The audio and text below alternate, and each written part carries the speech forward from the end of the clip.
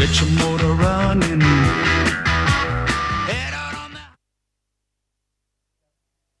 Ladies and gentlemen, please welcome to the stage your host for this evening's Business and Finance Awards, Claire Byrne.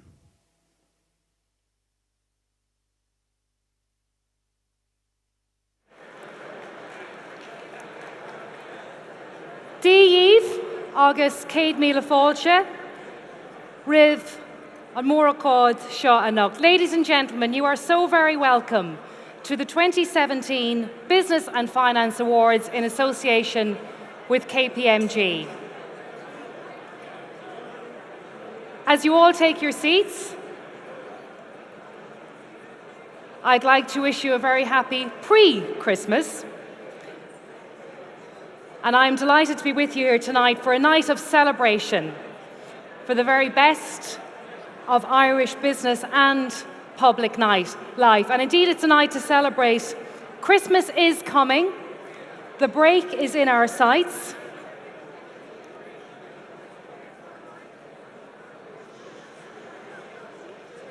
That's okay, we'll just give people a moment to take their seats.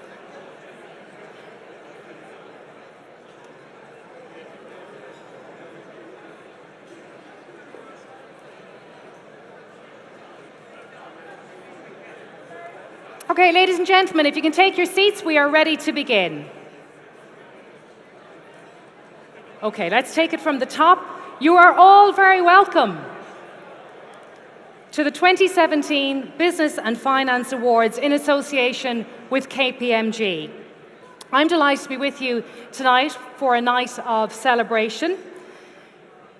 Before we begin, can I have your attention because I want to strike a deal with you before we get started.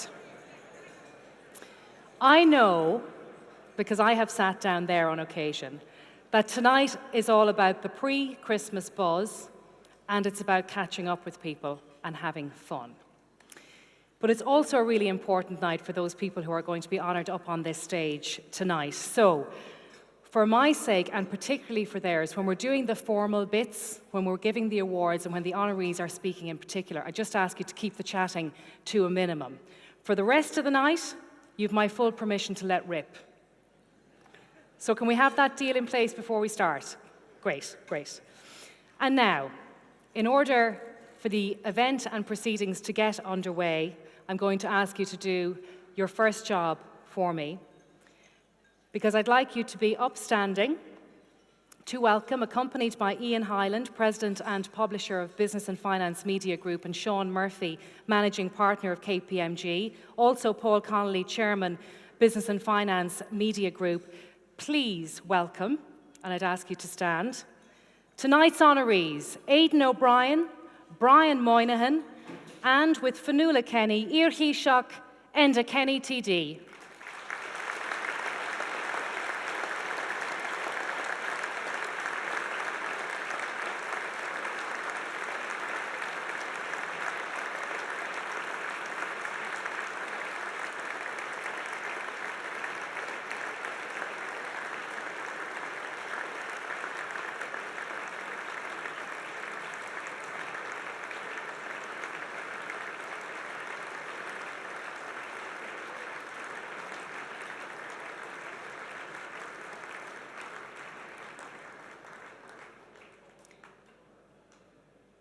Thank you very much, ladies and gentlemen. Please resume your seats.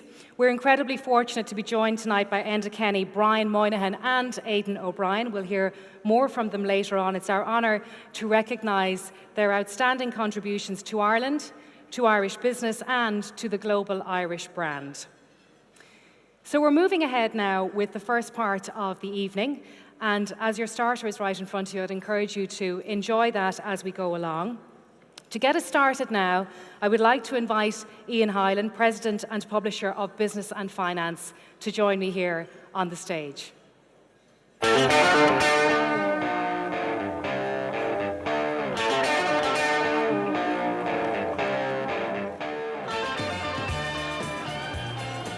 Now, good evening, everybody, and thanks for weaving your way through the traffic. You'll have a bit of whoosh in the room. Good evening, ladies and gentlemen, excellencies, members of government, and thank you, Claire Byrne, for joining us this year as we celebrate the 43rd Business and Finance Awards in association with our partners, KPMG. You're all very welcome. Tonight is a very special occasion, and I want to welcome tonight's honorees, and in particular, CEO of Bank of America, Brian Moynihan, Aidan O'Brien and his family. You're very welcome, Aidan and Brian. And a round of applause, maybe, Scott.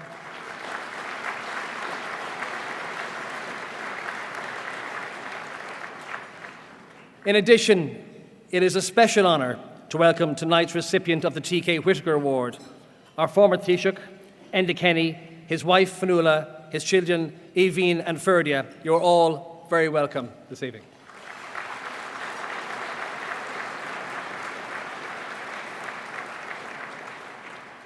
Looking around the room this evening, it is really fantastic to see so many familiar faces as we celebrate the success of Irish companies and the teams behind them.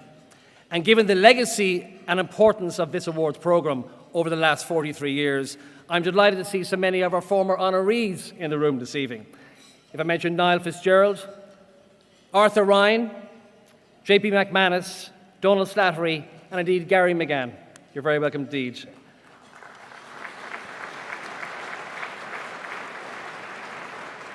To name a few. This evening is a unique celebration of leaders across business, political and community spheres in both domestic and global contexts. And as we look globally, we celebrate the ongoing investment in Ireland by great companies like Microsoft, Intel, PayPal, and so many more. We are also seeing the global mindset of domestic business, and examples such as Fergal Leamy heading Coillte, leading the way in harnessing the commercial potential of state resources on an international scale. In an ever-changing landscape, Ireland continues to excel, and our FDI ecosystem is balanced by a variety of indigenous companies, including Smurfit Kappa, Greencore, Kerry Group, and Ryanair.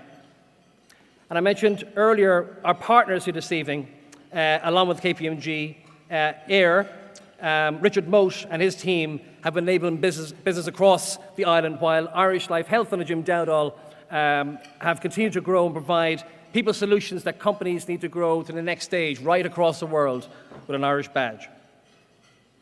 We have also seen the merging this year of market disruptors and market leaders, and recently AIB's strategic investment in global Irish payments leader Transformate is much credit to its founders Terry Clune and Sinead Fitzmaurice, who are with us this evening. And congratulations on your ongoing success. In building this community of investment and enterprise, I want to recognise the critical role played by government and our key state agencies. And in this regard, I would like to welcome Julie Cinnamon, CEO of Enterprise Ireland, Martin Shanahan of the IDA, and Minister Heather Humphreys. You're all very welcome this evening.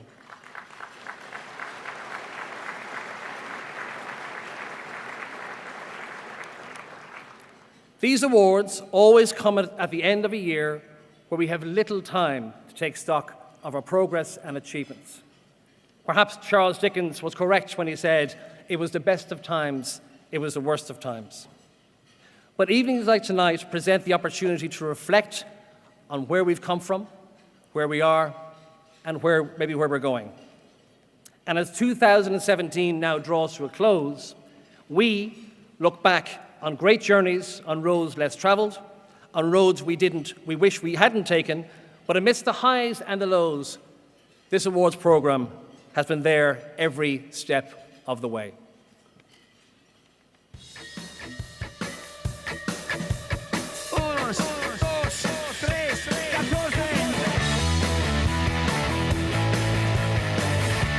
The latest in the Irish in the modern world is you have proved that we can make a difference in the lives of people we will never see half a world away. The Business and Finance Awards have been going since 1964, which is a hell of a long time, so there's great provenance in the whole awards. They celebrate great Irish business stories, great companies, great people. My hero in business is Groucho Marx. He said the secret of business success is honesty and sincerity. He said if you can fake that, you've really got it made.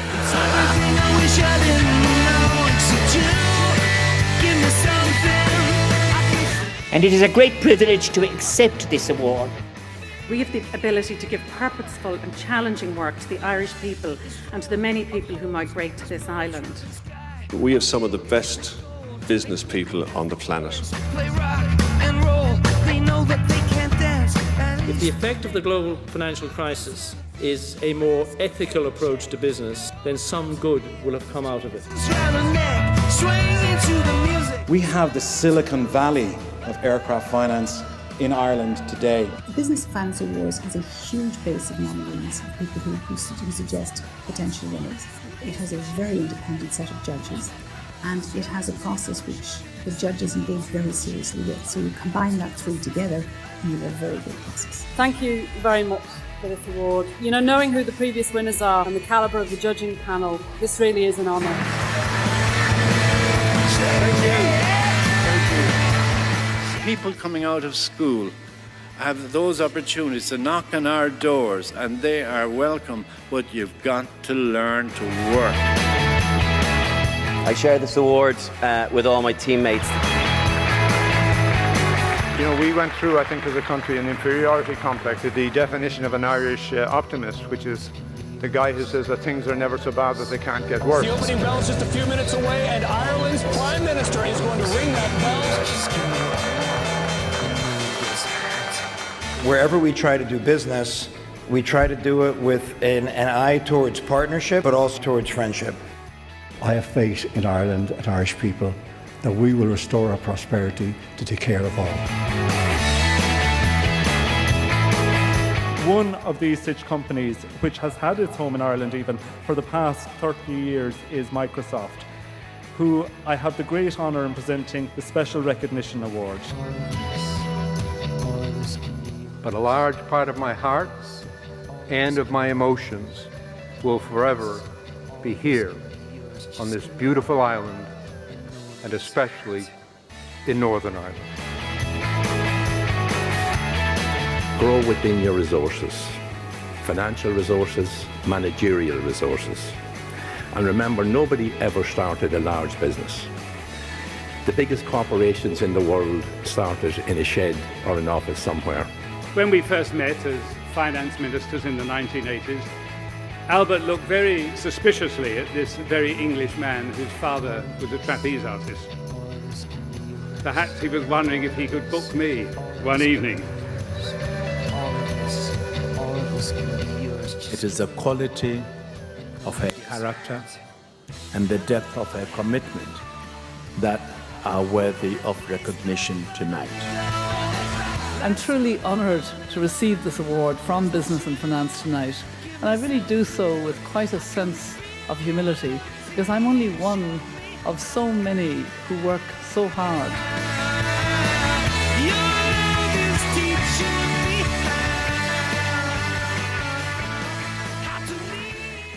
So there you go. Thank you very much. A brief history there of the awards to date and some of the faces that many of you will have witnessed collecting awards over the years. We're now going to announce the winner of the FDI of the Year award. And in the room tonight, we've many internationally recognised companies who operate in Ireland, along with an eclectic mix of Indigenous Irish businesses. Business and Finance would like to recognise the firm support that the IDA offers to the economy in their role in welcoming prestigious global businesses to prosper. And now, to recognise the efforts of yet another global investor, will you please join me in welcoming Martin Shanahan, CEO of IDA Ireland, to the stage to present FDI of the Year award.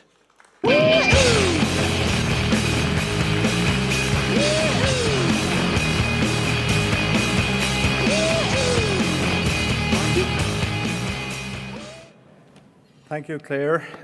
Your Excellencies, elected representatives, ladies and gentlemen, thank you very much. Delighted to be here again this year. Thank you, Ian, for the invite. Congratulations to Business and Finance and indeed to KPMG for this evening and this recognition that you provide to businesses. I'm delighted to report that it has been another strong year for inward investment. We will announce, as we always do, our results in the first week of January, but I think it's fair to say, and you will have observed during the year, that it has been an extraordinarily strong year to date. That is despite global turmoil. Ireland looks remarkably stable. To be fair, we're getting help from others. We look remarkably stable relative to others. So we have maintained a steady course, and we remain attractive to foreign direct investment. But as ever, we need to remain vigilant, and we need to guard our competitiveness jealously. Without investors, obviously, none of this would happen, and Claire mentioned some of the investors that are in the room, including Brian Moynihan from Bank of America, who's with us this evening, and would like to thank Brian and his team for their commitment to Ireland. I also want to pay tribute to those that help us to win investment. And there are many in the room who do that, and particularly professional services organisations, those involved in property, banks, Irish companies who both work with foreign direct investment and who sub-supply into them, and who also act as reference sites for us when we're selling Ireland.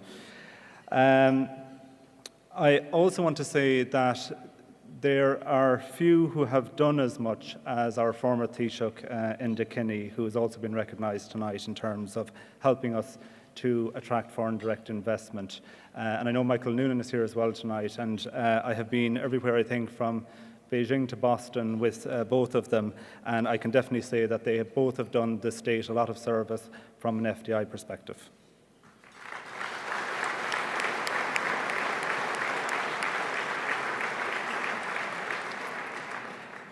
I should also mention that my new minister is here, and we very much look forward to working with Minister Heather Humphreys. Second week in the job, and we're getting on great so far. Now, to the task at hand. Tonight's recipient of the FDI Award is a company that is a household name. It is a leading technology payments platform. It commenced operations in Dublin in 2003 with 26 people, and today it has over 2,500 people employed between Dublin and Dundalk. Tonight's winner is PayPal, and I'd like you to join me in welcoming Louise Phelan, Vice President of PayPal, to the stage to collect the award.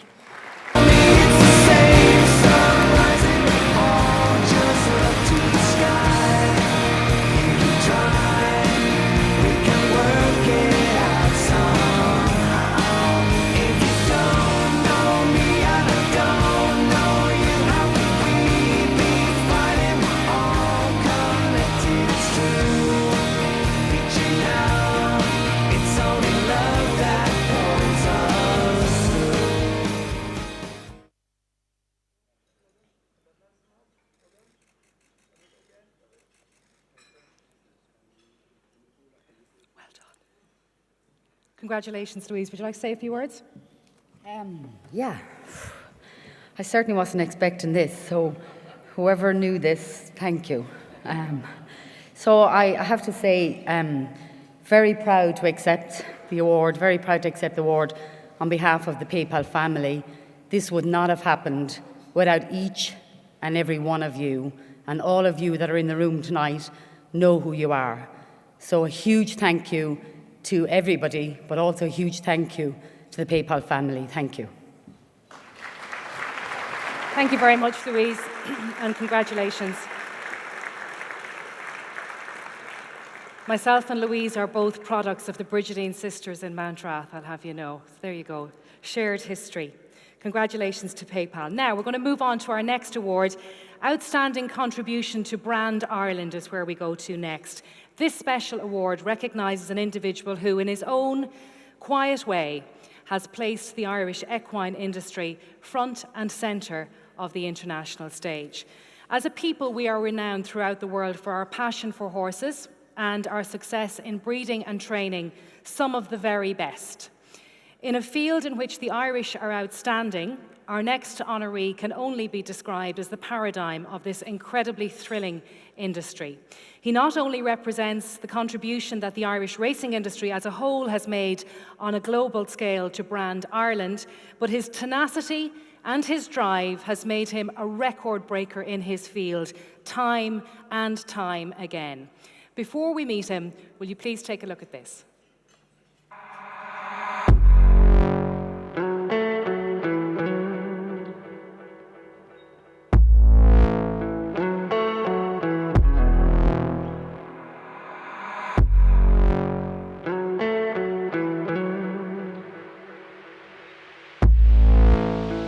Aidan, he only knows one way to do it, and that's the right way.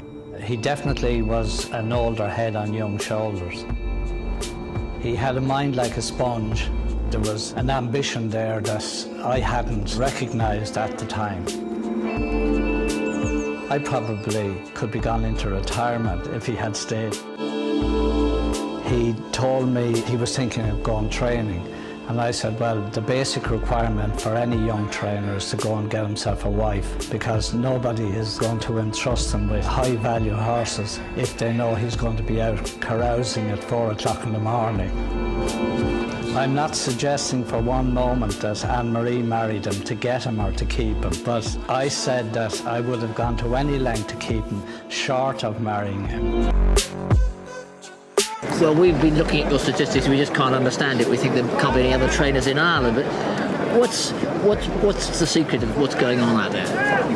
I don't know, good horses, good staff, I suppose. And don't tell him! Yeah. Don't tell him! The thing that struck me was his connection with the horse. There was almost the horse whisperer about Aidan at the time.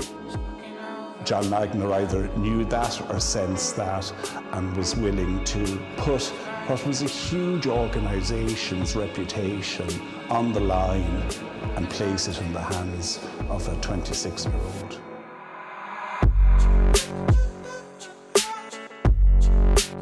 We are an incredibly close family. We've seen that grow in the public domain even a little bit more with Joseph's emergence as a trainer. Mum and Dad and Granddad and Francis, they all had plenty of success from here, so there's no pressure.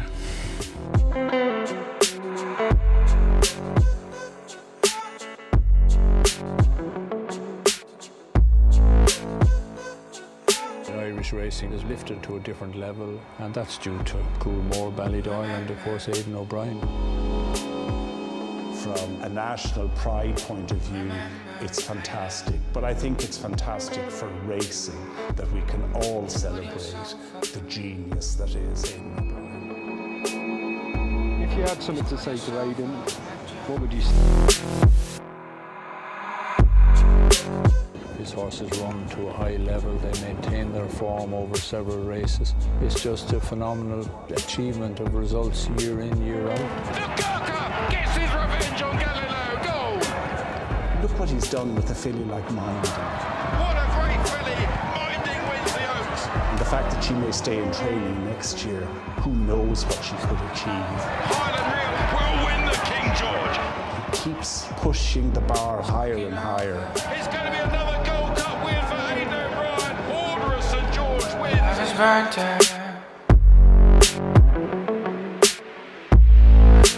burnt in the sun.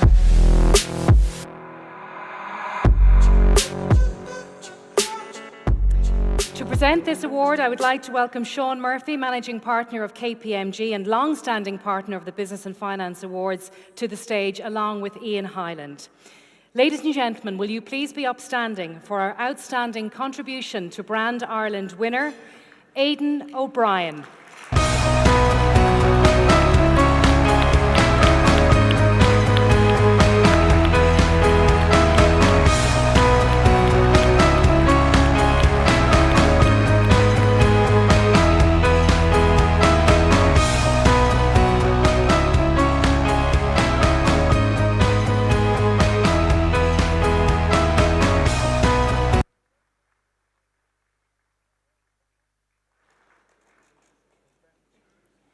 Take your seats, everybody. Aidan, you're going to stay with me for a minute. Are you happy to hold on to that for a second? You love all this, don't you? Yeah, thanks very much. You've had a great year by anybody's standards, but 26 Grade 1 winners for you. Does that mean success, or what means success to you in your head? Yeah, I suppose obviously the Grade 1 winners are what we're measured on, I suppose. That's what the season is measured on. Obviously, and they're I suppose the pinnacle for all horses. So what we try and do is get them from obviously from a low level all the way up to Grade 1 level. So that's what's vital for us, really. We saw in the video that went just before lots of your peers and people you've worked with before talking about your skill and what it is that you do. I mean, is it a mystical thing that you have? Is it in the blood? Is it something that you can learn, or is it within you? Yeah, no, I think it's, we're very lucky. Obviously, we're a very small part of a big team of very special people, obviously, and obviously all the way along, we train obviously in Ballydial for John and Sue Magner and their family, and then obviously there's Michael and Mr. and Mrs. Tabor, Mr. and Mrs. Smith, partners in most of the horses. So we're very lucky that we work in an unbelievable place with unbelievable people, and the horses are very high standard, very well bred horses. You're a very modest person. Yeah, no, but that's the reality. Like it's a massive team thing, Claire, and like we feel very privileged really to be the small part that we are. But it is in the blood, because this was what your father did, and we see your son now, and you have another son who's involved too. Was there ever anything else that you were going to do with your life? No, I suppose it's really what really the only thing we ever knew. I suppose the only thing that really ever interested us. So and like we're very lucky to be obviously our hobby as well as our job. So that's we're very, very lucky, in a very privileged position really. So 26 this year. What can we look forward to in 2018? We really don't ever set any goal. We usually get in a new team of horses, and we try and get them to perform to the best of their ability, really. And when do you see that? At what stage? How long does it take for you to go, yeah or no? Yeah, no, I suppose we leave it as long as we can. We try not to expose them, and we kind of try and keep them all thinking that they're brilliant as long as we can, and hopefully... There's a lot of people here who do that. Yeah, so hopefully then they'll come out the other end believing that they are. So. So is it about that, about giving the horse a bit of self-belief and a bit of confidence? Yeah, we believe it's obviously the first thing is to keep them safe, and then it's to keep them confident, give them confidence and make their confidence grow. That's what we believe, and that's what we try and do. Okay, well, Aidan, I know I've kept you here for longer than you would like to be here, so I'm going to let you go and rejoin your family. Thank you so much for talking to me. It's been a pleasure, and congratulations. Aidan O'Brien, ladies and gentlemen.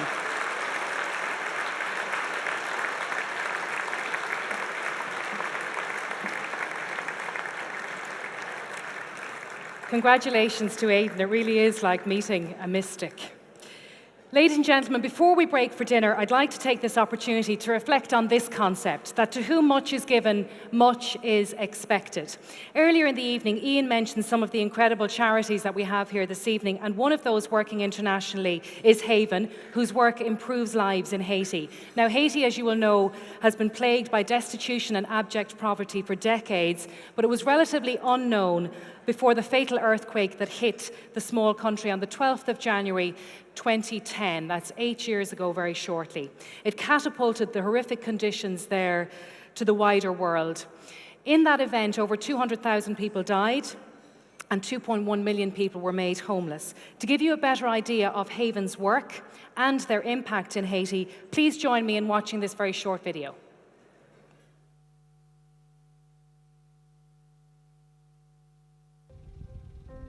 Deo Mon Gen Mon. There are mountains beyond mountains. After one struggle or upset, there will inevitably be another. So says the famous proverb that is sometimes cruelly most apparent in the towns and villages of Haiti. After the political unrest of the late 20th century, Haiti was hit with the most devastating earthquake in recent history. Shortly after this, many more lives were cut short by the outbreak of cholera. But since 2010, Haiti has been rebuilding, much of it assisted by the international community and organisations like Haven. But the greatest investors in the future of Haiti have been the Haitians, who have tirelessly been rebuilding a future for themselves, looking not to where they were, but beyond that to an independent and self-sustainable nation. When I travelled to Haiti, I met men and women who were proud of their country, its rich history and culture, and who wanted to work hard to make it better for them, their children and future generations.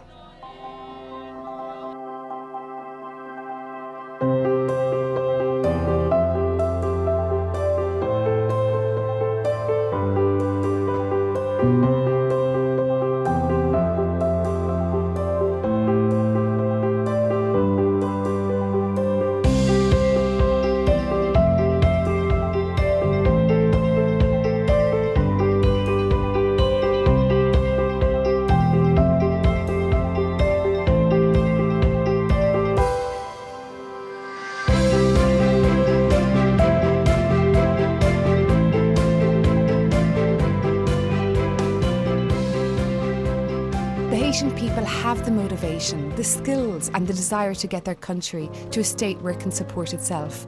But first it needs your support. Haven hopes you can dig deep and support our projects to help Haiti get working for its own future. Thank you. And that's the work of Haven. And that video shows the power of the partnership between business and the not-for-profit sector, and the power of that partnership cannot be underestimated. Okay, ladies and gentlemen, that concludes the first part of the evening. I look forward to joining you again after dinner, but for now, please do enjoy your meal, and we'll be back here after the main course. Thank you very much indeed. Thank you.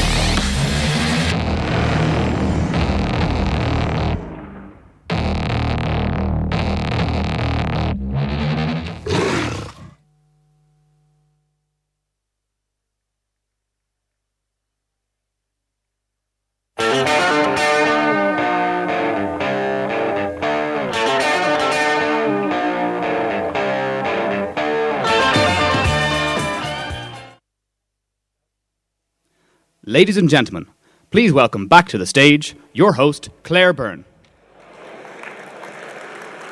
Thank you very much, everybody. We are back.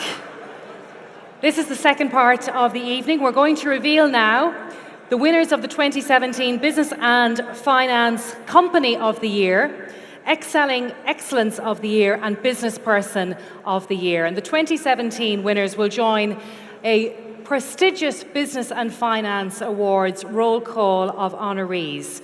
And as we reflect on 43 years of business and finance, it's really important to acknowledge these companies and the leaders within them through the acclaim, history and heritage associated with these awards and with business and finance as a whole. Now, KPMG have a long-established tradition of supporting business excellence through the Business and Finance Awards, and in continuing in this tradition, I'm delighted now to invite and welcome Sean Murphy, Managing Partner of KPMG, and Ian is going to come up with Sean. Sean is going to say a few words, and he's also going to announce the winners of these prestigious awards. So can we please have a warm welcome for Sean and for Ian.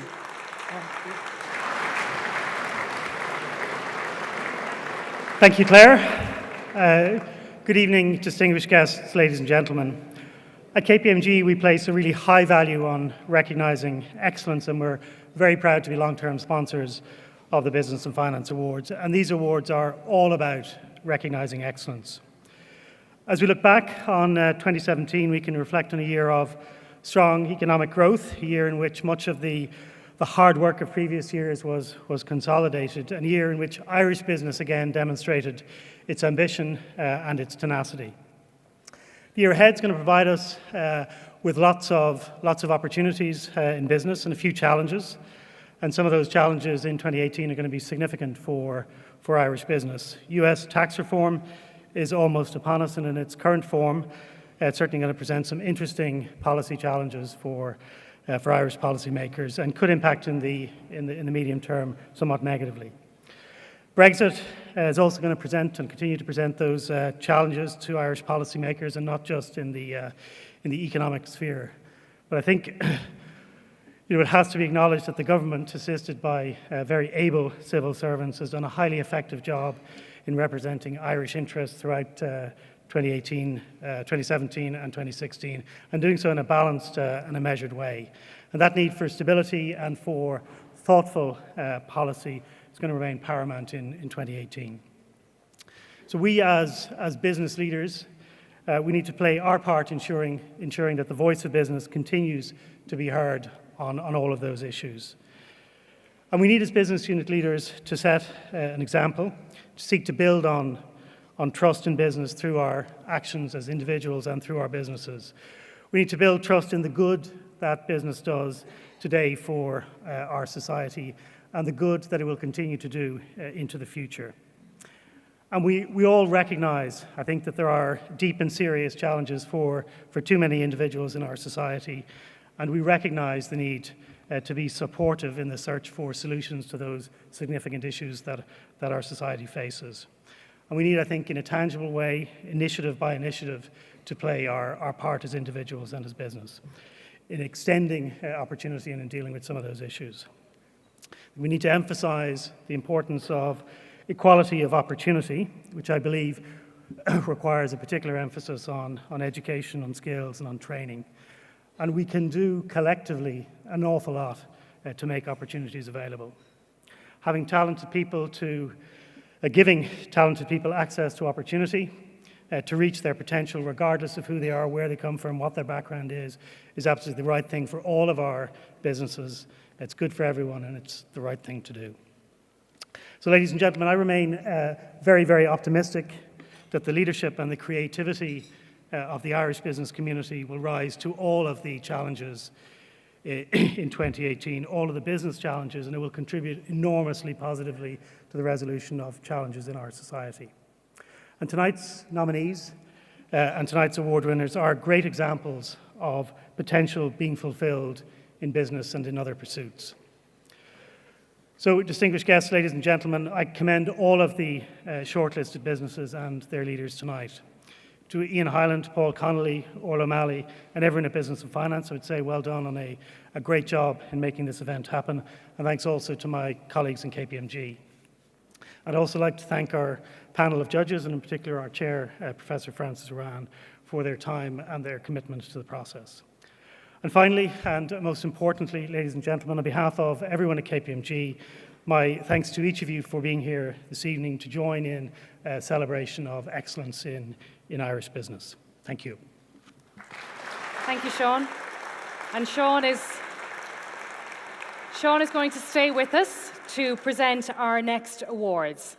And the next of those awards is the Company of the Year Award. And the history of this award and its recipients illustrate all the values of leadership, ingenuity and perseverance, and are incredible ambassadors for Brand Ireland on a global scale. Each of the companies on our shortlist has had their own compelling story of entrepreneurship, innovation, risk-taking and success. However, after robust discussion, I'm told, the judges have reached a final verdict and arrived at a winner. So our Company of the Year shortlist is Avalon, Blueface, Quilcha, Combilift, DCC PLC, Air, Glanbia, Magnet Networks, PM Group, Primark, Transformate, VoxPro. They're the nominees, and I'm going to ask Sean now to announce the winner. Thank you. And it was a very robust debate, Claire. The winner of the Company of the Year 2017 is DCC.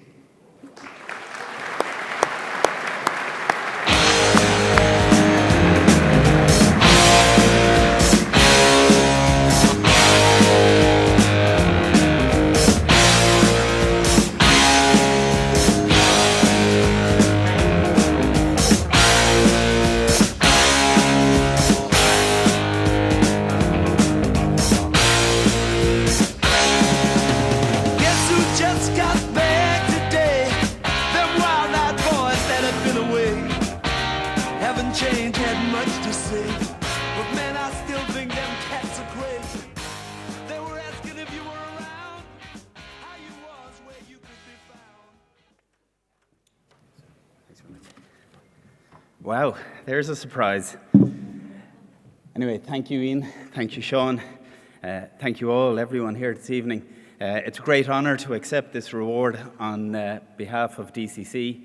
DCC is, and for someone who spent 19 years in the organisation, a phenomenal company in terms of entrepreneurship, and it's a real pleasure to accept this award on behalf of the 10,000 people who work in DCC across 15 different countries. This has been a record year for DCC in terms of bottom line profitability, but it's been a record year for us in terms of growth and development. To date, we've spent almost 550 million on acquisitions, not only within our home base in continental Europe, but expanding the business out into Asia and now expanding the business into the US. So accept this award really on behalf of all the 10,000 people across the organisation. And thank you all very much. And thank you, Business and Finance, and thank you, KPMG, for your support. Thank you all. Well done. Congratulations to DCC. Now I'm going to introduce you to a brand new award, because speaking to Francis Ruan, chair of this year's judging panel, before we started the evening tonight, I heard that when selecting the company of the year, our judges saw two distinct types of companies. So you have the companies of major scale and national significance who have developed over an expanded period of time, as well as the emergence of hyper-growth companies who are demonstrating exceptional success in an entirely new industry on the global stage. So the creation of the Excelling Enterprise of the Year award reflects the intention to recognise the performance and indeed the potential of the best that Irish business has to offer. So without further delay, I'm going to ask Sean to come back over here now and to announce the winner of the 2017 Excelling Enterprise of the Year. Over to you, Sean. Thanks, Claire. Ladies and gentlemen, tonight's winner of the Excelling Enterprise of the Year award is an exporter whose success story is an example to every aspiring entrepreneur. Their passion for continuous improvement, ongoing significant investment in R&D, and a willingness to take on fearlessly the toughest global competition exemplifies the very best in Irish business. Founded in Moynihan in 1998 by Martin McVicker and Robert Moffat, the winner of the 2017 Excelling Enterprise of the Year award is Combilift.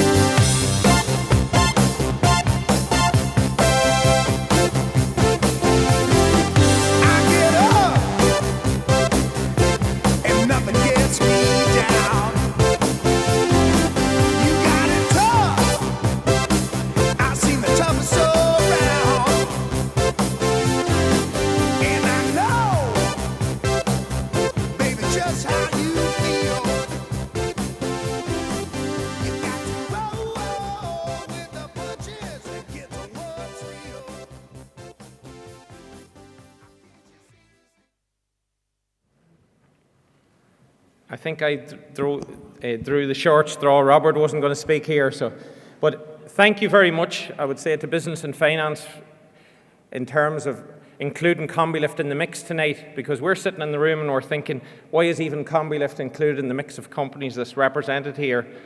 So what I would say is, as thanks to everyone, the judging panel and whatever, but the success of Combilift relies on our team of 500 people in Monaghan, but it's really 500 families we're supporting in a rural community. And as a company, we're committed to continue to grow in the rural area. And I think many businesses here have proven there's so much opportunity in the global market out there, and we just need to keep raising the bar higher. And if we continue to invest in R&D with innovative products, we can succeed globally. But thank you very much indeed. And I know this accolade will really help to boost our business going forward. Thank you. Thank you very much. Thank you. Congratulations to Combilift. And Robert has gone running that way with the award if you want to get him before he goes out the door and back to Monaghan with it. Well done, Combilift, on being the inaugural winners of Excelling Enterprise of the Year. And now we move on to our Business Person of the Year award. Now, in relation to selecting the Business Person of the Year, Francis Ruan commented that Ireland's exceptional growth in recent years is linked to the world-class performance of many of its business leaders. These business people demonstrate what Ireland can do on the international stage. And tonight's winner, has demonstrated this in a truly remarkable way. So, the shortlist for Business Person of the Year is Terry Clune, Taxback Group. Patrick Coveney, Greencore. Bob Etchingham, Apple Green. Dan and Linda Kiley, VoxPro. Fergal Leamy, Quilcha. Paul Marchant, Primark. Pat McCann, Delata Hotel Groups. Martin McVicker, Combilift. Richard Mote, Air. Larry Murren, Dawn Farms. Tony Smurfett, Smurfett Kappa. There you go. Sean, would you like to do the honours for us once again? So the winner of the 2017 Business Person of the Year is Paul Marchant.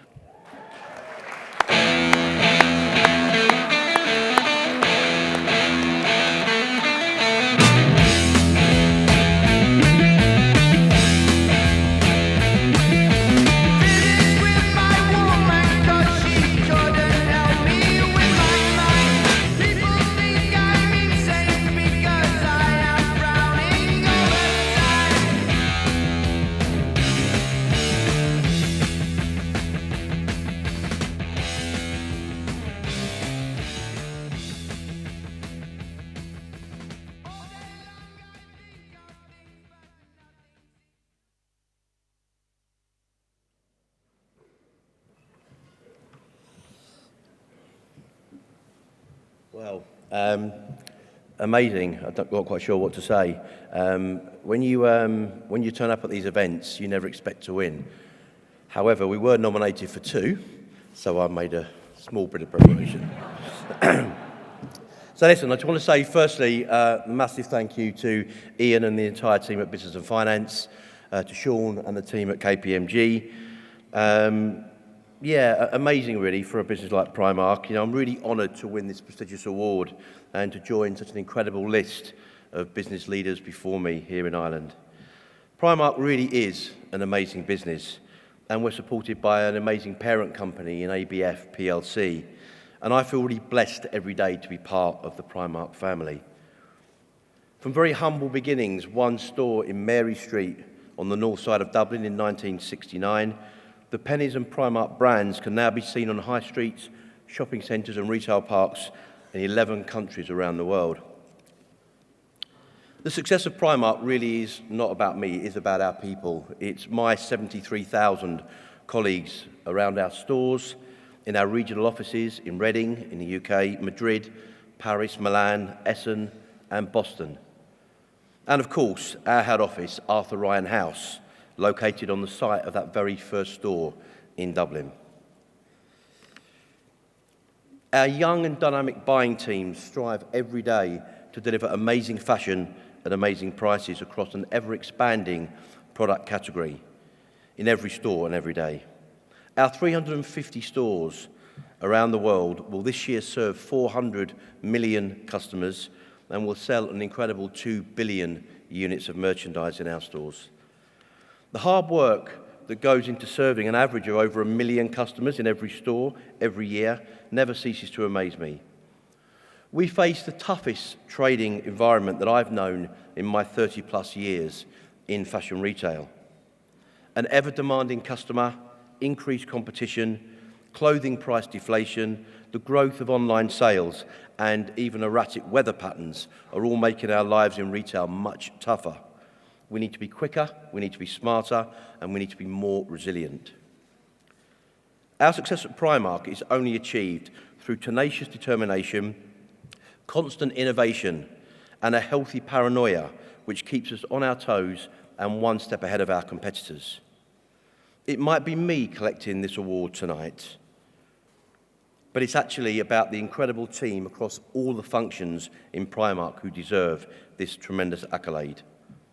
And finally, I'd like to say a huge thank you to our chairman, my mentor and my friend Arthur Ryan, whose support for me and the Primark business over the 9 years that I've been CEO has never wavered. So thank you, Arthur. Thank you, Business and Finance. Thank you, KPMG. Thank you all, and enjoy the rest of your evening. Thank you very much. Thank you, Paul. Congratulations. Congratulations to Paul. Well done. And at this stage, I say Sean Murphy, Managing Partner with KPMG. Sean, your work here is done. Thank you very much indeed for being with us. Paul and DCC and CombiLift, as well as the countless others with whom they work, are indicative of the strength of the Irish business and entrepreneurial community.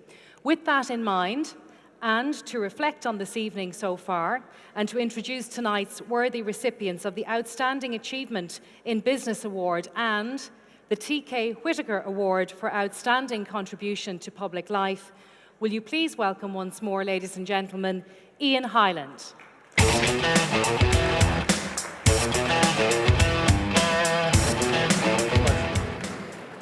Thank you, Claire, and congratulations to everybody who's receiving fantastic awards. I know it's I'm probably fifth in line after the speeches this evening, so to use the great words of George Mitchell, I feel a little bit like Zsa Zsa Gabor's ninth husband on their wedding night. I know exactly what to do at this stage of the evening, but I'm damned if I know how to make it interesting. So here it goes. Can I? It takes a while to get that. Can I start by congratulating? You know, these awards started in 1974 as Man of the Year, actually, all those years ago, and over the years, certainly the last 10 or 15 years, and particularly working with Sean and the entire KPMG team, it has turned into this really important recognition platform for business initially, and now for political and social leadership, and we're very proud of it.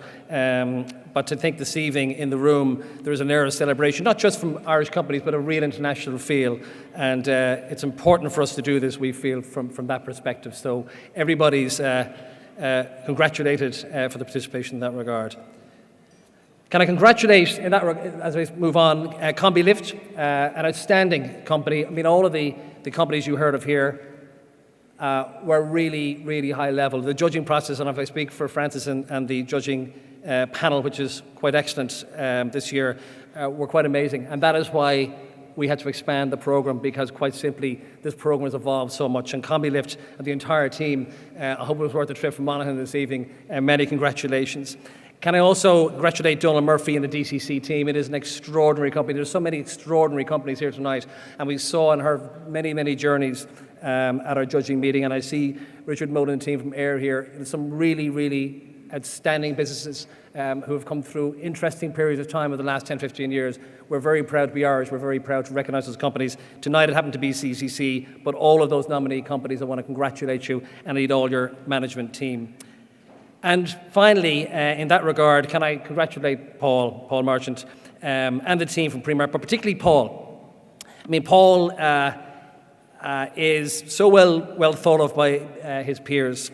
And the judging process, while it was very tight, can I say, you know, Paul's achievements, he far outplayed it there as the CEO, have been quite outstanding. And when you look at the growth of Primark across the world, and now I think we're up to 9 stores across the United States, apart from their takeover of Europe, it is quite amazing. And Paul, I know that as a genuine leader, that your 70,000 employees and colleagues around the world would join me in congratulating you tonight. And you know, you join a really magnificent group of honorees: Michael Smurfett, Tony Ryan, Dennis O'Brien, Niall Fitzgerald, Anne Herity, Gary McGann, who's with us this evening, Donald Slattery, and many, many more. But can I finish, Paul, by saying, as Arthur Ryan would say, tonight you're really penny's best. That's a cheesy one out of there. Well done, Paul.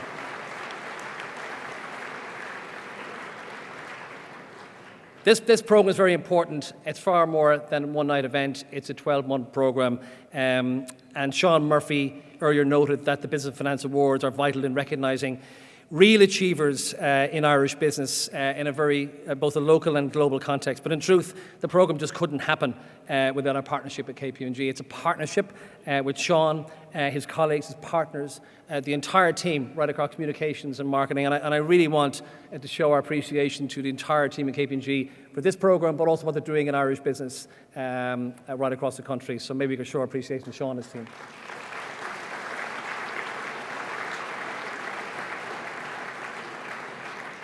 For my own colleagues who finished at 4 a.m. this morning, by the way, I promised I wouldn't mention anybody by name internally because I just would get out of control. But I really want to thank all of my colleagues.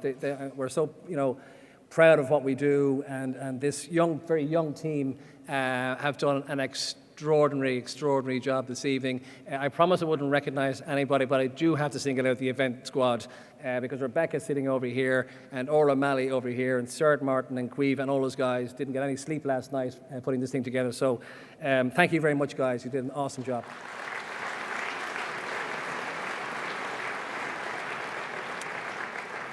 Can I thank my business partner and my chairman, Paul Connolly, for his leadership and counsel and his sense that he pounds into me at board meetings at least once a month, Paul.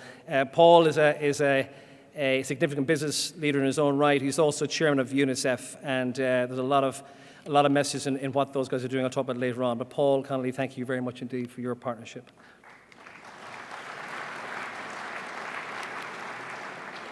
As Claire mentioned earlier, we are fortunate to be joined by a number of organisations who work every day to make our world a better place. And you saw earlier the work that Haven do, and it is quite extraordinary. I have some involvement myself, but what Ireland does, I was saying to Brian Moynihan earlier, Ireland is the only country in the world to host a Haiti Week, which is quite bizarre in itself. But what this organisation does and has done in Haiti from before the earthquake, and certainly has stepped up an enormous gear shift post that is quite incredible. So I would encourage you to engage with the guys. And on that note, there are many more business for good people in the room. I could mention UNICEF, led by Peter Powers here this evening. The Ireland Funds, of course, Kieran McLaughlin and his colleagues are here this evening. Outstanding global organisation these days. SEI under Darren Ryan, Camara, Aware, and indeed Lessons for Life, who are backed by Friends First and Brian O'Neill and JP and all those guys. Really outstanding. So as a business community, we all have an obligation to support these worthy organisations, both financially and with our business expertise. And I would really encourage you to engage because, business for good is good for business. So many congratulations to all of you people, and I hope we can engage afterwards.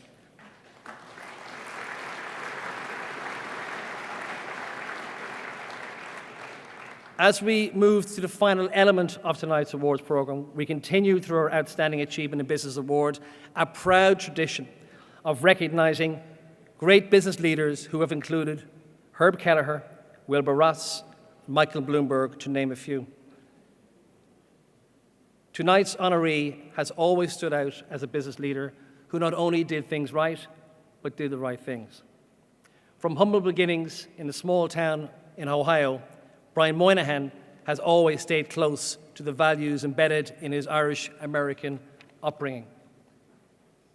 Indeed, I'm sure Brian remembers his childhood Christmases, where sweaters would be handed down to the Moynihan family, and Brian, as the sixth of 8 children, would start with the smallest one and then grow into the next and the next and the next until reaching his last sweater. It is these modest foundations that have contributed to Brian's patient and persistent approach to life, which has yielded him so much success. From working in a steakhouse in his teens to cleaning the floors of his local Catholic church, Brian has developed a real hunger for work from an early age. He understood, in his own words, that it doesn't always break your way all the time. So you've got to just power through it sometimes. And powering through it, Brian stood up and led Bank of America through a period of unprecedented challenge and volatility. And in the words of Yeats, did not wait till the iron was hot, but made the iron hot by striking. And so, in the depths of the financial crisis in 2011, he proved many Wall Street doubters wrong and led Bank of America into a new era and a new era of prosperity. 6 years later, with Bank of America moving from strength to strength, Brian has also backed Ireland in a significant way, choosing Dublin as a location for its EU hub earlier this year. But more importantly, Brian understands that true wealth is measured by the good one does in the world, and has shaped Brian's passion for philanthropy in many different ways. In Haiti, a project he started in the 1980s inspired him to lead the board of the Louverture Cleary School with his brother Patrick, and Patrick is still very involved today, 30 plus years later.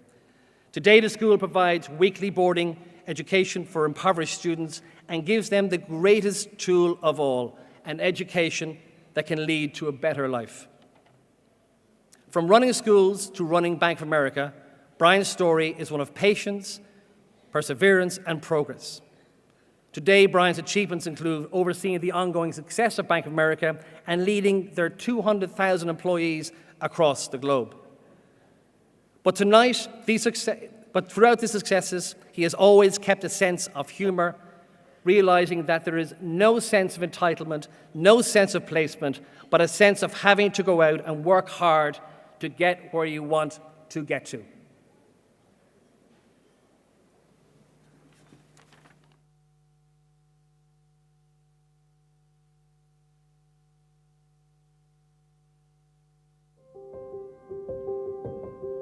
Part of what I really appreciate about Bank of America over the last few years is that they have really dug in and tried to figure out, how exactly do I do the right thing? There's been a willingness for the bank to say, we want to position ourselves as the bank of the future. We want to be a leader when it comes to community engagement. When you can get a company with the reach and influence of Bank of America involved in the AIDS fight, that is a very exciting moment. Water grabbed me as something I wanted to focus on because it essentially undergirded all of these problems of extreme poverty. To get someone like Bank of America to come in and to understand what we're doing and then understand how to structure the financing has been just incredible. Bank of America has done a sensational job under Brian Moynihan. Brian had all kinds of problems when he came in. I mean, they were not of his own doing. And he just set out step by step to bring the bank back. We're extremely fortunate to have a chairman and CEO who has a very strong ethical compass. Brian is a values-oriented leader, not just of mission and vision, but the how you get there. And valuing that human spirit is a core value of Bank of America. The most successful people in the world are those who are most passionate about what they do. And I know firsthand the passion that Brian has for his job and fulfilling his difficult responsibilities. Brian has put his heart and conscience into how he evaluates the role that the bank should play. Artists and business people, takes everyone working together. Brian Moynihan is here for his support of RED. Thank you, Brian. Thank you.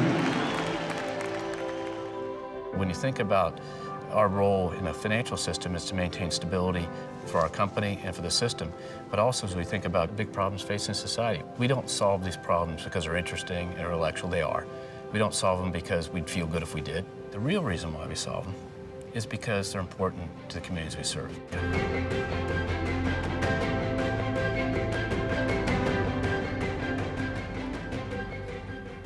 Ladies and gentlemen, will you join with me and Sean Murphy, please be upstanding for the 2017 Outstanding Achievement in Business Award honoree, Brian Moynihan.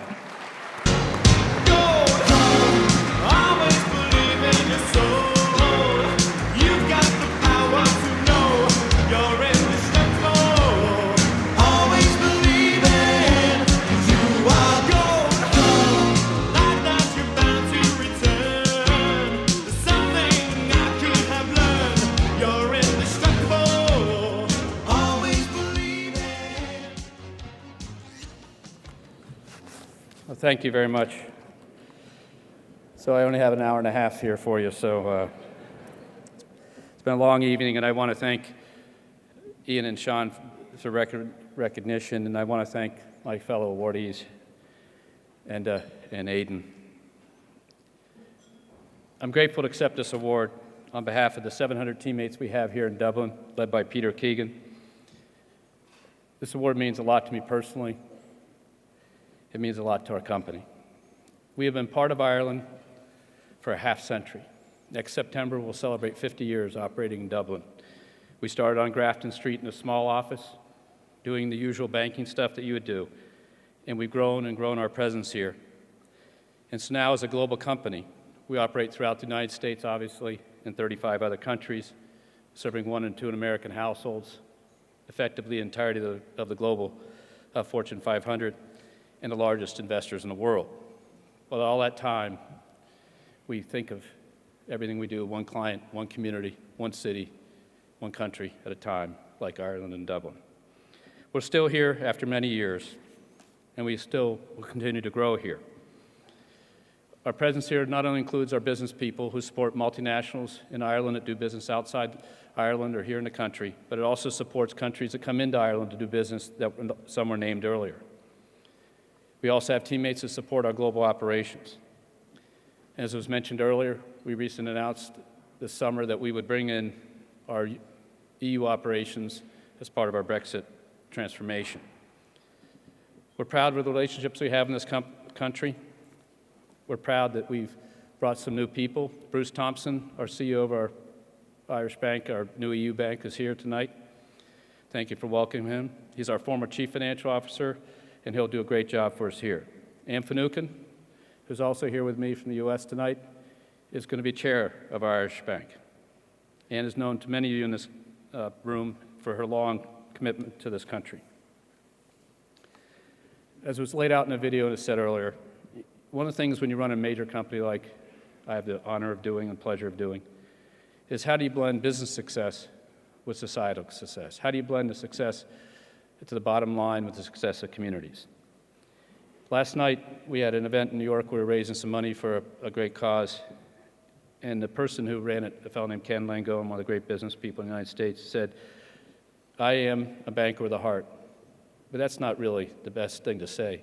I represent 200,000 teammates who have a heart.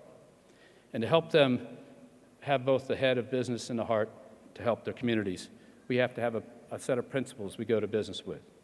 And that is what we call responsible growth. We have to grow, because if we don't, our shareholders will have a new CEO here. We have to grow consistent with our customer strategy. We have to grow with the right risk. We can't take too much risk. Part of our heritage here was we took over Merrill Lynch's banking and securities operations around the world in early 2009 as they were failing and rescued them. We'll run this business for the good of Ireland, the good of the world, and you'll never see that happen again.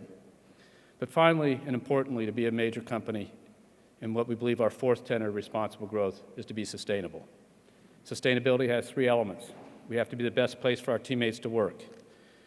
That means the usual stuff of training and development, hiring kids from school and all the great things we do, hiring 10,000 veterans, and much that we do around the world. But it also means our diversity and inclusion efforts. And I'm proud of the team, and the team's proud of itself for being recognized in many venues around the world as one of the great companies for diversity and inclusion. It's also being a just company, and we are just recognized as the top bank in the United States as being a just company. Being sustainable also means our ESG efforts.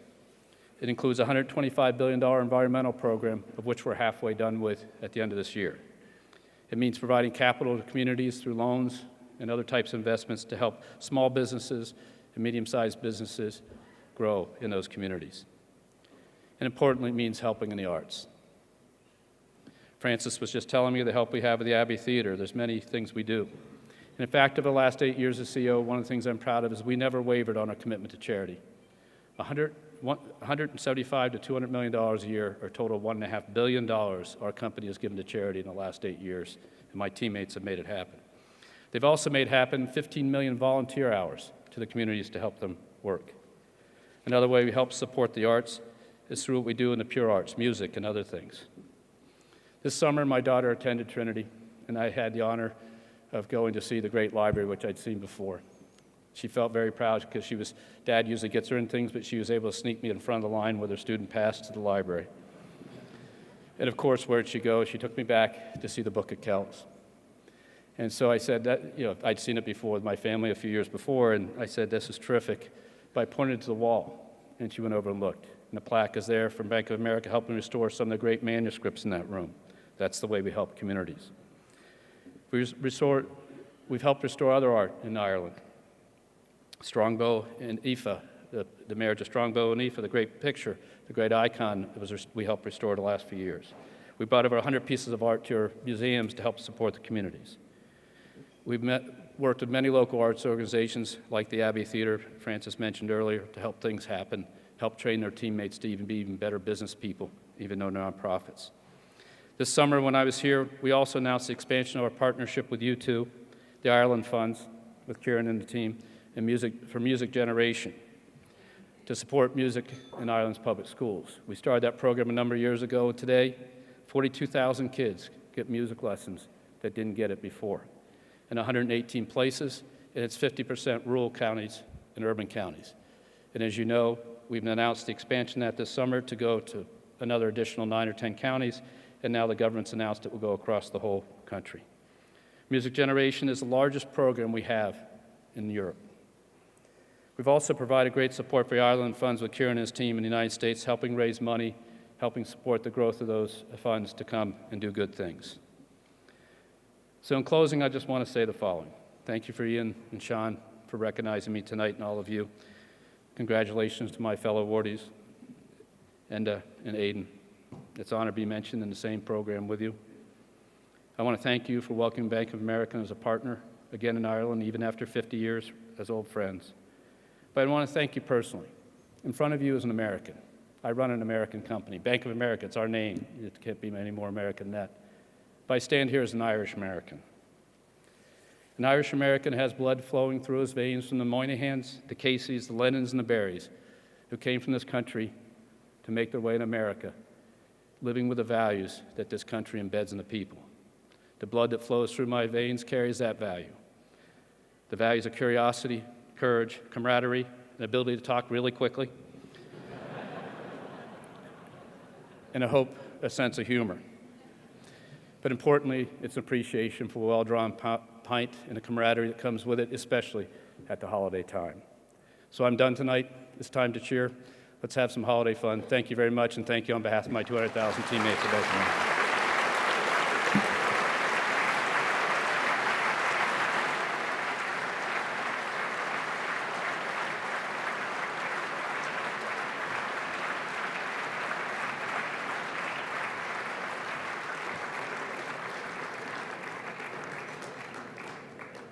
Brian, many congratulations. Important part of the evening now.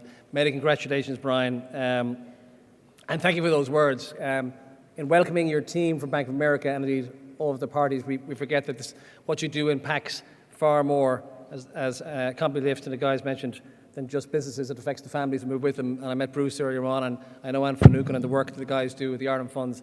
And your footprint across the world is far more than business. But Brian, on a personal level, I'm glad you said you stood here as an Irishman. We certainly are treating you as an Irishman this evening, and I hope we've honoured you as an Irishman. So many congratulations to Brian Moynihan.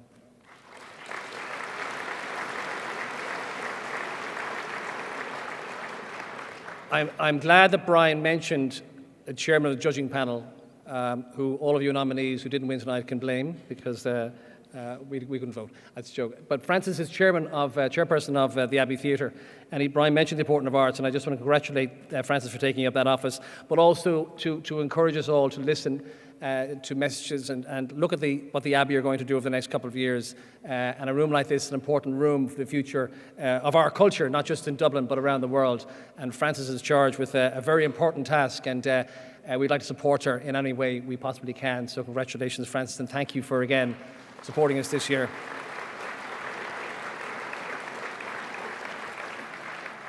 But with all that good talk of business for good, by the way, I noticed that Brian put his eye on the Jaguar outside the door mentally, so he's probably well to do a deal on the way out the door. But thanks so much indeed, Brian, for your kind words.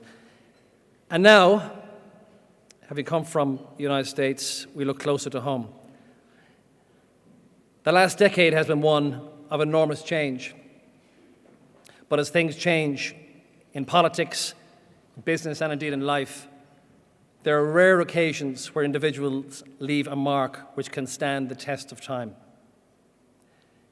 This time last year, we announced the T.K. Whitaker Award for outstanding contribution to public life, acknowledging the role of a leader who epitomised the ideal of public service at every level. Our inaugural recipient, President Michael D. Higgins, received the award in the year of Dr. Ken Whitaker's 100th birthday. President Higgins spoke of the need to continue the task of advancing the social, cultural and economic flourishing of all of Ireland's citizens. And tonight we continue in this honour. Sadly, as you know, we lost Dr. Whitaker earlier this year, but I'm delighted that his family have joined us tonight to reinforce the importance of this award in their father's name. So Ken Jr., David, Brian, indeed all of your families, welcome.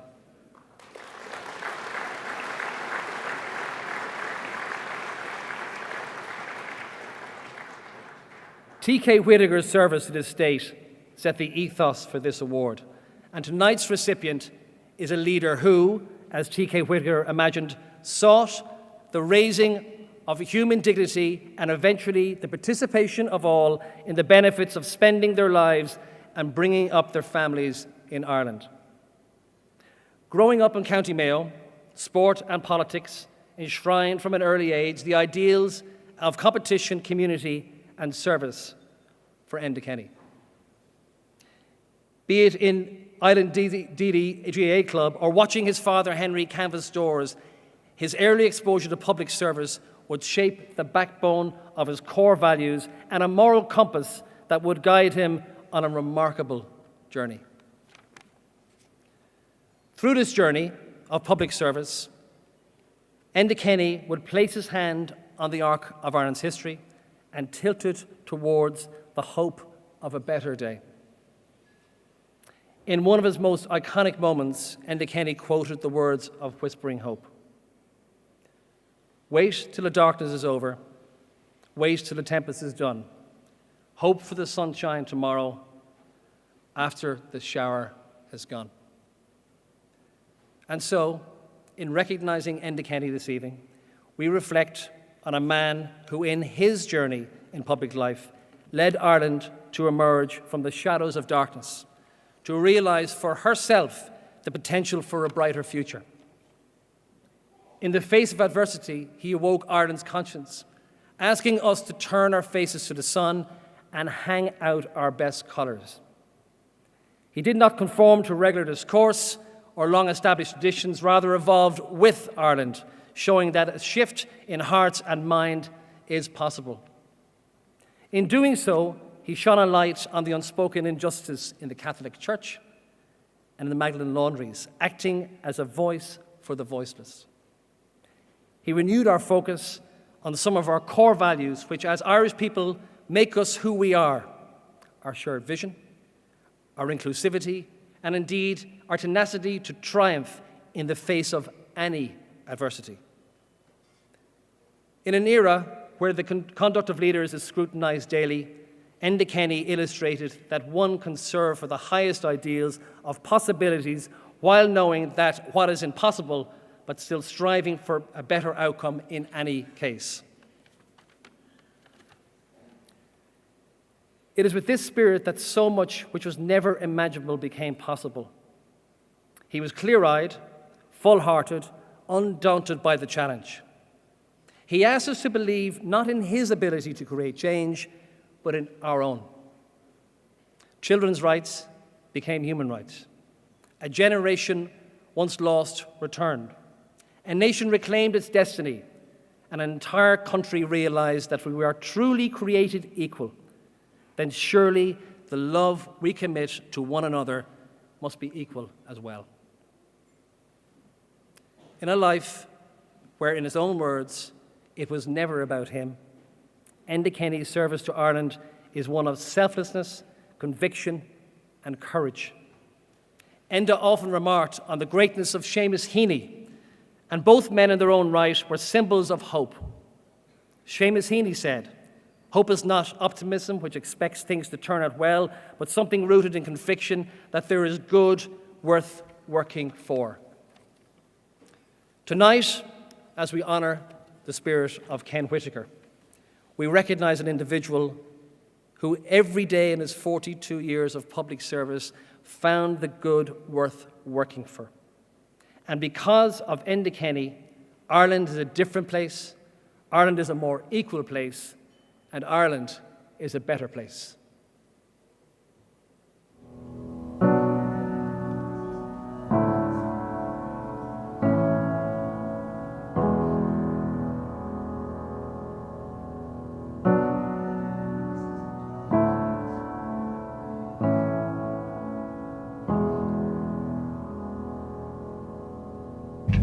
And vote number 1, Enda Kenny.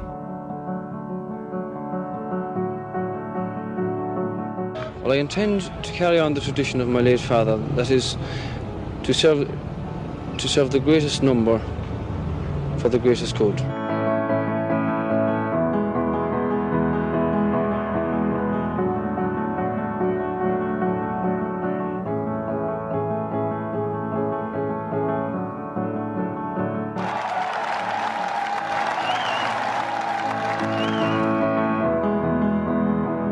For Ireland and for each other, let us lift up our heads, turn our faces to the sun, and as already been said, hang out our brightest colours.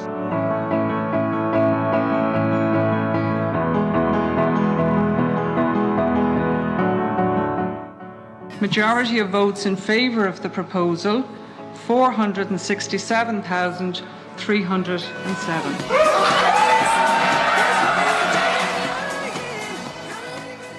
The referendum was about inclusiveness and equality, about love and commitment being enshrined in our Constitution, and I believe that it will strengthen the institution of marriage for all existing and for all future marriages. All people now have an equal future to look forward to. At the conclusion of my discussions with one group of the Magdalene women, one of those present sang Whispering Hope. A line from that song stays in my mind. When the dark midnight is over, watch for the breaking of day. Let me hope that this day and this debate, heralds a new dawn for all those who feared that the dark midnight might never end.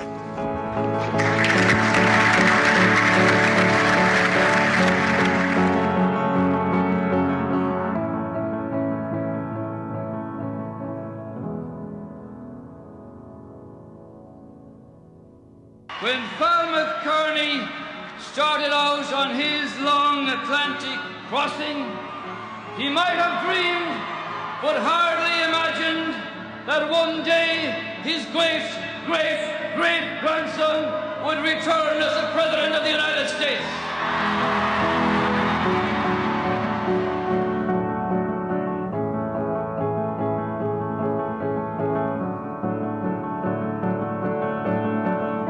Grateful for our shared past and hopeful for our common future, I give my word to you, Mr. Prime Minister, and to the people of Ireland.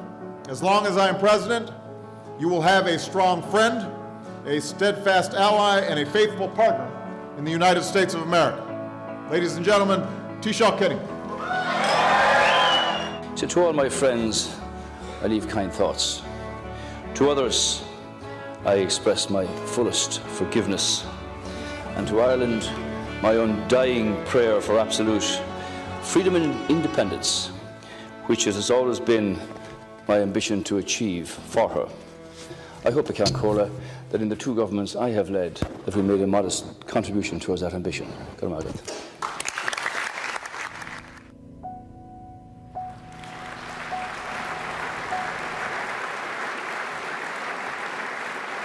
Ladies and gentlemen, will you please be upstanding with Sean Murphy, myself, and recognise the T.K. Whitaker Award for Outstanding Contribution to Public Life.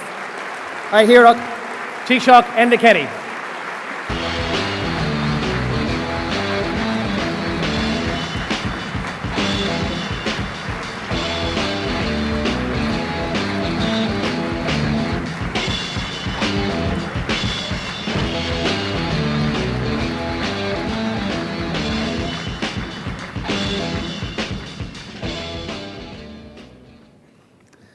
Garamagav, because Fáilte of Gach Duine. Got to get a new scriptwriter after that. Michael Noonan said to me before I came up here, finish them off, he said, give them 2 hours of Brexit.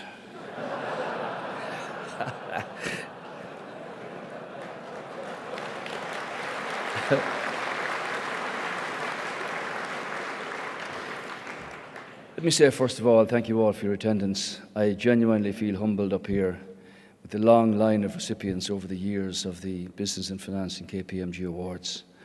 Congratulations this evening to Aidan and to Brian. I'm glad to be here with Fionnuala and some members of our family. We didn't bring them very often to awards, but this really means something. And I'm deeply honoured to accept it, named after a truly extraordinary Irish person, T.K. Whitaker.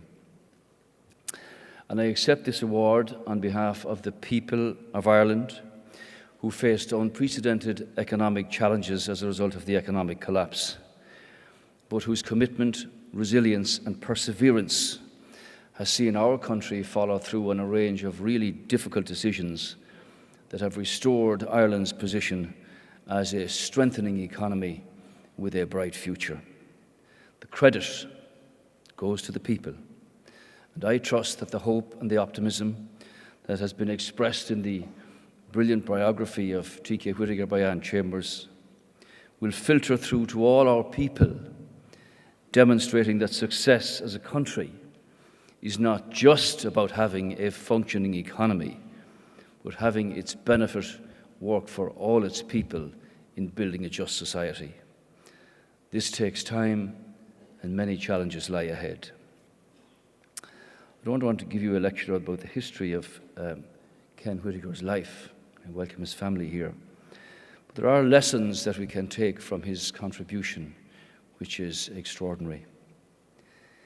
In mid-1957, when the Fianna Fáil party were returned to power, Ken Whitaker produced a report which stated quite bluntly that if the protectionist policies of the country were not reversed, that Ireland's economic position would become so catastrophic that consideration might have to be given to reapplying to join the United Kingdom.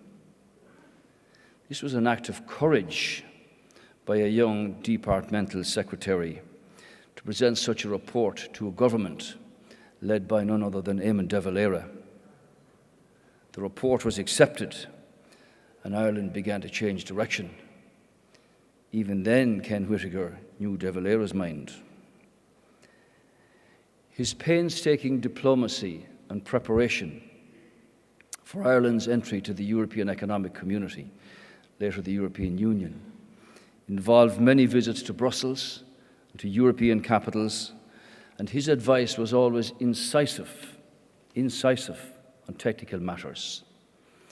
In 1961, he responded to questions about Ireland joining the European Economic Community and confirmed that the country would join if its economic relationship with Britain was not damaged.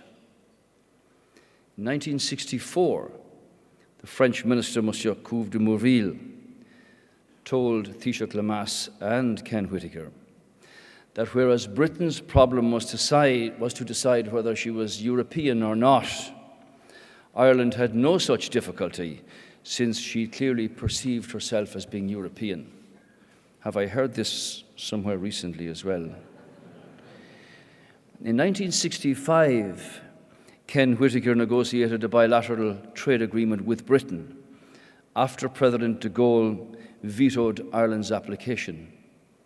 De Gaulle, as you might be aware, wanted a European economic community of countries that touch the Rhine, of countries that touch the Alps, and of countries that touch the Pyrenees. His view was that Ireland was too close to Britain and therefore would be prevented from joining. Ken Whitaker later called for a dignified calm after further indications that Ireland might not be allowed to join. His advice might be very valuable today in Brussels, might be even more admirable in Northern Ireland. Well, we did join, and Ireland's membership of the EU transformed this country from being backward, introverted and protectionist to being outward-looking, international, futuristic, and with an outstanding reputation for the contribution that our people make and will make. When I used to cycle to the cinema in Castlebar, there were films that were shown there. Now they're movies. Maybe there were always movies. But there's a scene in the movie Invictus that meant something to me when I first saw it. In that scene, Nelson Mandela, Madiba, rises at 5 a.m. the morning after his inauguration as President of New South Africa. He walks with his bodyguards and security people out through the gates of the presidential house and down to the retail sector. He was looking for a newspaper. A white van comes down the street at an oblique angle. Security thought this might be ominous.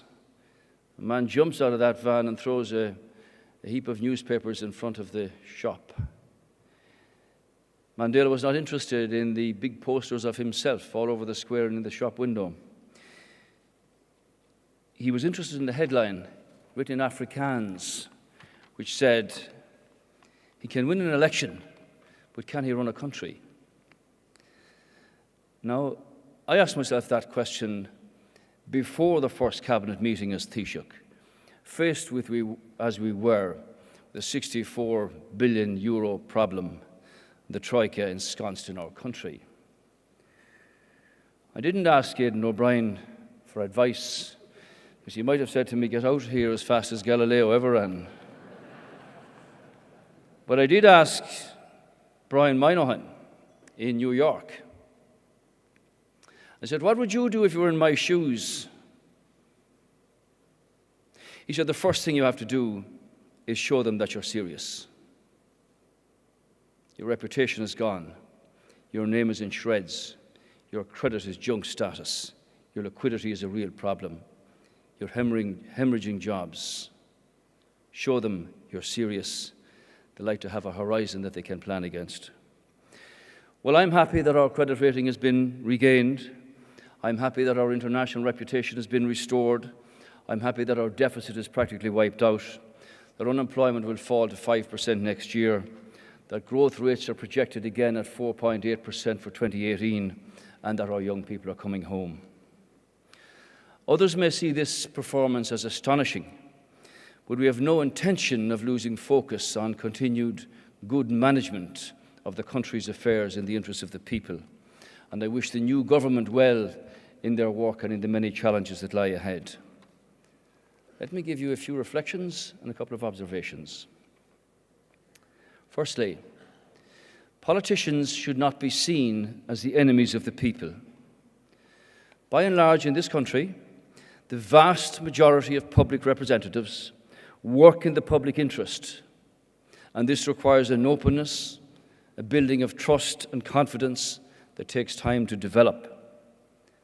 The current structure of the current government has delivered on 2 budgets and continues to move the country on the right path to the future despite its many critics. Time and patience deliver most solutions.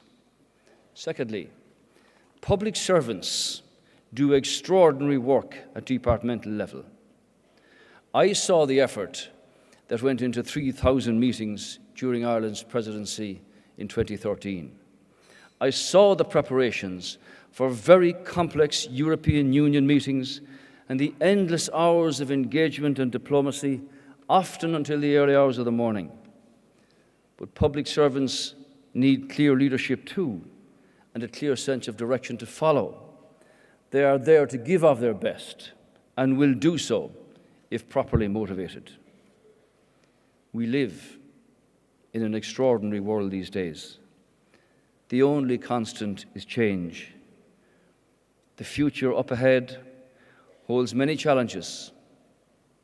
Challenges of a global nature: climate change, water, hunger, population growth, migration, security, economic stability, terrorism, religious and many other conflicts. And that future, ladies and gentlemen, is one that's coming at us. And it's one where everything is sensory, everything is intelligent, and everything is connected. Ireland's young people will be in the vanguard of meeting these challenges. They can more than hold their own with their peers anywhere around the world. We should be very proud of them. Fifthly, nothing can stop us when we work together and cooperate with each other. Witness what happens when tragedy strikes. 116 fatefully struck the lighthouse at Black Rock. Communities for 6 weeks opened their homes and their hearts and their generosity to every person who walked, who dived, who got into a boat, who searched the cliffs and the beaches for human remains. It's an Irish thing. We lost 1 million to the Atlantic after 1845-47. We picked 15,000 from the Mediterranean last year. Nothing can stop us if we apply ourselves to a singular objective. And the same goes for our future if we give opportunity to the enormous range of imagination and creative element of our people. Minister Humphreys discovered that during her year in having a comprehensive and sensitive commemorative opportunity for 1916. Think big, I always say. I'm reminded of Michael O'Shaughnessy, an engineer from Galway, appointed as city engineer in San Francisco in 1912, rebuilt the city, brought the water from Yosemite, still in use, built the Huxley series of reservoirs, and planned, designed, and built the Golden Gate Bridge. 100 years on, another man from not so far away from where he was born took over 20 hospitals in New York, employs 60,000 people. And Michael Dowling is an extraordinary individual dealing with Northwell Health in New York City. We should not be afraid to think big, think ambitious. There's so many companies, some here this evening, who've displayed that quality and that element of confidence, not to be afraid. No lead timere, said Seamus Heaney. Sixthly, politicians and politics should not be allowed to drift in this country. We are small enough to have an openness with all our people. We are big enough to listen to all the voices, including the discordant voices. We can prevent a collapse of the centre where lack of communication and lack of communication by government to the citizens causes people to move to extremism, right and left, because of fear and anger. This requires that politicians always be vigilant, always be there to deal with those who are often neglected or vulnerable, or those whose voices have not been listened to. And Ireland can respond to this. Let me give you a few memories. I was over in London, like many an Irishman, and I went down to see David Cameron. I used to get on very well with David. We had lots of discussions, signed covenants and all that. We decided to walk from his office up to the House of Commons, where there was a big marquee, and all the hospitality people were there. It was a bad night, sleet coming in from the west, wherever the west is from Westminster Street. And at one stage, all the bobbies and security were around him, whereas like a good Irish politician, you keep your eyes on the street. We had to stand at a traffic light and wait for 30 seconds until the light changed. And as we did so, across the street, a London bus came down the street, and a fellow put his fist out the window as a driver, and he said, "Hope you buy you." And it wasn't to David Cameron he was speaking.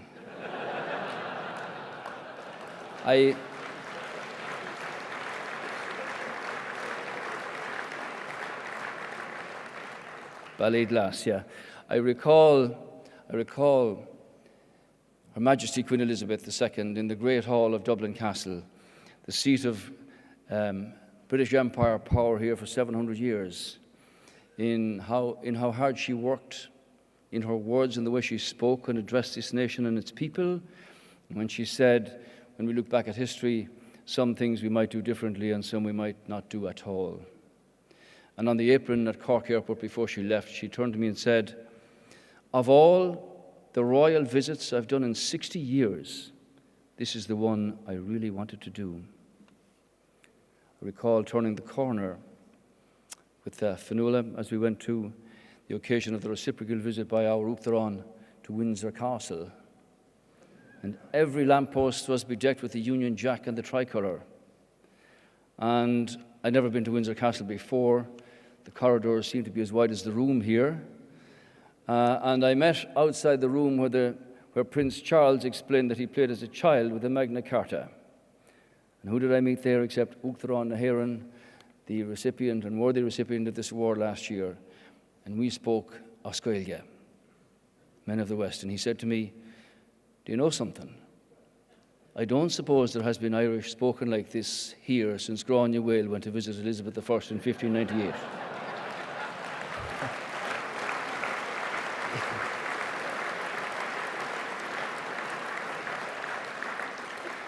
I remember the excitement in College Green when Barack Obama said, is féidir linn? Yes, we can. I also recall other occasions that were, they impacted on me. And one of those was down in Croke Park, standing at the spot where they present the Sam Maguire, and year after year, you try to give a smile of, understanding, and at the same time realize that just yet again, they've been just that 1% short of bringing home that long, elusive Sam Maguire legitimately to our county. Now, I'm going to finish on this. On the occasion of his 98th birthday, I sent Dr. Whitaker a note to wish him happy birthday and to thank him for his contribution. He wrote to me 3 years ago tomorrow, and this is his letter. He said, thank you for your kind birthday congratulations on reaching my 98th birthday. Now here's a gem of wisdom. It was actually very easy, as all I had to do was to wait patiently, and it just happened. Banach in nolog agus na hafli na ortsa agus ad chlán galéir. So we can all learn lessons from the quality time that remains to us. The marriage of youthful energy, of enthusiasm and ability of the young, to the advice, the experience and the wisdom of the not so young is the key to our future. I couldn't have done this on my own. I look at the many colleagues in government and the parliamentary parties. I would thank in particular Eamon Gilmore as leader of the Labour Party, and Michael Noonan and Brendan Howlin as a quartet that has considerable experience and lack of fear of making difficult choices. And believe me, some of the stuff that we had to deal with in the middle of the night was not pleasant.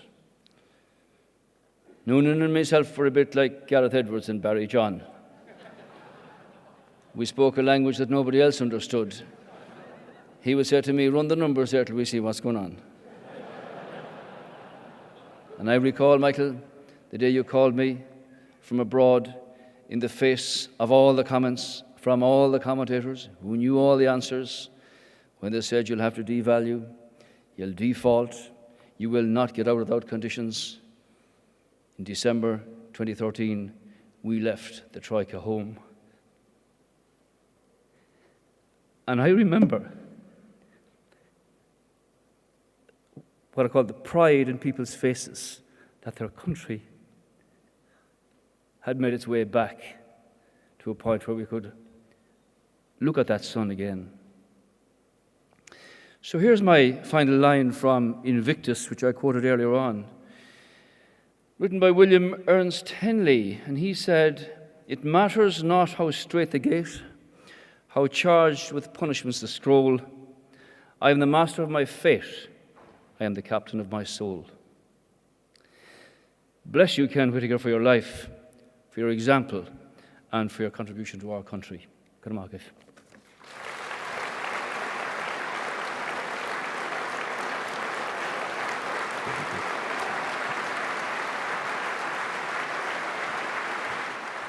to see you. Congratulations.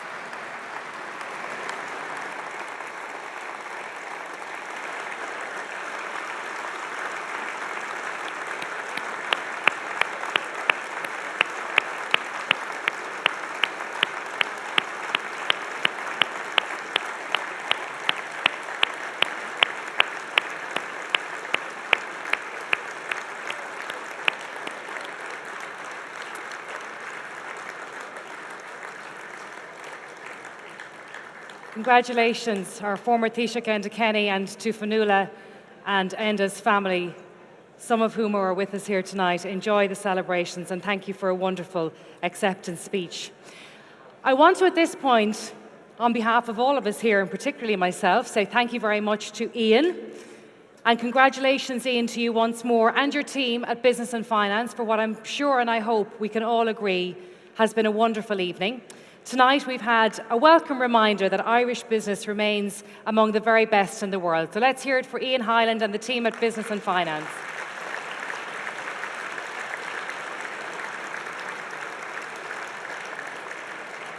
I want to extend my own congratulations to our honorees tonight, the former Taoiseach Enda Kenny, Brian Moynihan and Aidan O'Brien. Congratulations to you all once again.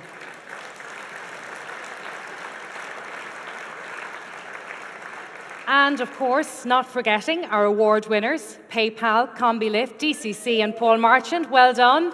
Continued success to you all.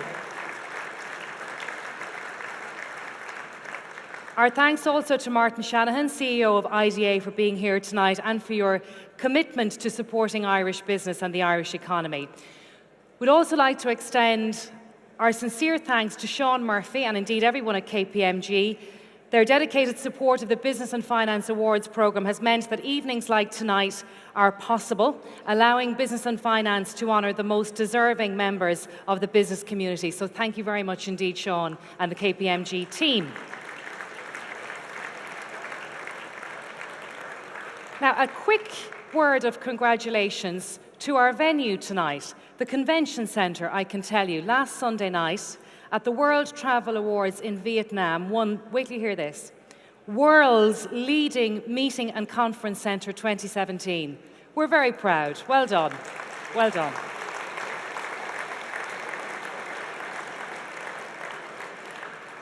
Events like tonight illustrate what can be achieved when we truly harvest the sense of community among Irish business. And in this vein, tonight's awards are supported by companies who share the Business and Finance passion for recognising business excellence. And Business and Finance would like to thank Solutions Partner of Choice, AIR, over here, Richard. Round of applause for AIR.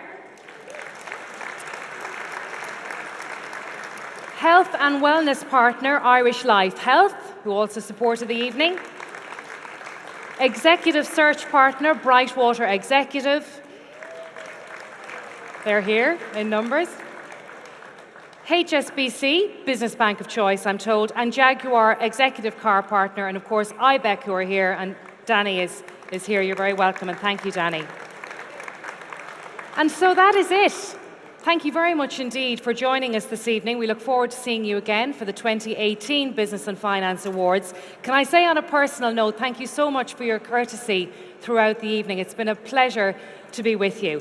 And I would like to finally wish you a very Merry Christmas and a Happy New Year. Thank you very much. Enjoy the rest of the evening. Thank you.